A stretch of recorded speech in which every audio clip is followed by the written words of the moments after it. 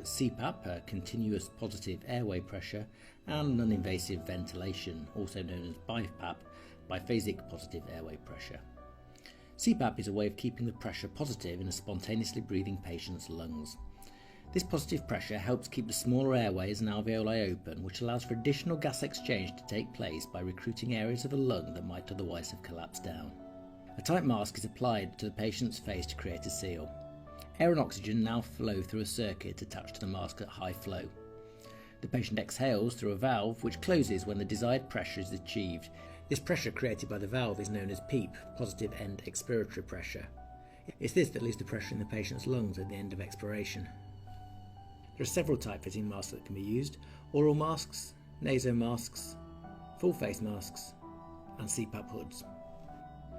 Cpap has been shown to be particularly useful in acute cardiogenic pulmonary edema and congestive heart failure, where, in simple terms, the positive pressure created helps push the fluid out of the lungs and into the circulation and prevents further fluid coming back into the lungs.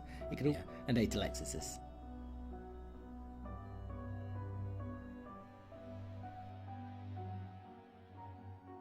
So what is non-invasive ventilation?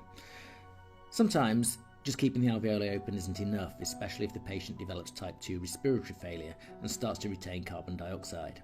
Think of non-invasive ventilation as Cpap with added zing. Non-invasive ventilation is used to increase the size of each breath taken by the patient. It gives an assisted push behind the breath which increases its size and thus reduces carbon dioxide levels by blowing off CO2. It seems to be most useful in conditions such as exacerbation of COPD and post-extubation on ITU. Some success has been reported with asthma patients as well as certain other respiratory conditions where there may be a reluctance to sedate, intubate and ventilate a patient due to existing risk factors. So how does non-invasive ventilation work? As with Cpap, a tight-fitting mask is fitted to the patient's face, but this time the patient breathes through a mechanical ventilator. On the ventilator, two pressures are set. Firstly, the positive end expiratory pressure, PEEP, similar to that used in Cpap. As before, this pressure helps preventing the alveoli from collapsing. Secondly, the pressure that creates the push. This is the inspiratory pressure, which increases the size of each breath or tidal volume.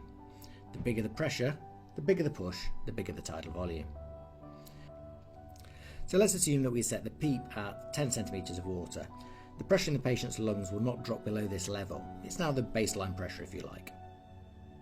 Now assume we set the inspiratory pressure at 15 centimeters of water. Note that the inspiratory pressure is added on top of the PEEP. As the patient takes the breath, it causes the ventilator to initiate. It now increases the pressure until the inspiratory pressure is achieved. Once the inspiratory pressure has been reached, the expiratory valve opens, the pressure begins to fall, and the patient exhales passively until the pressure drops back to the PEEP level, where the valve closes to maintain the pressure.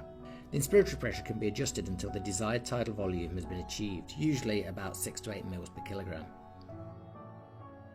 For various reasons, this is frequently referred to as the FiO2, or fraction of inspired oxygen. The FiO2 is expressed as a fraction, so that 100% oxygen is expressed as an FiO2 of 1 and 21% oxygen is expressed as an FiO2 of 0.21.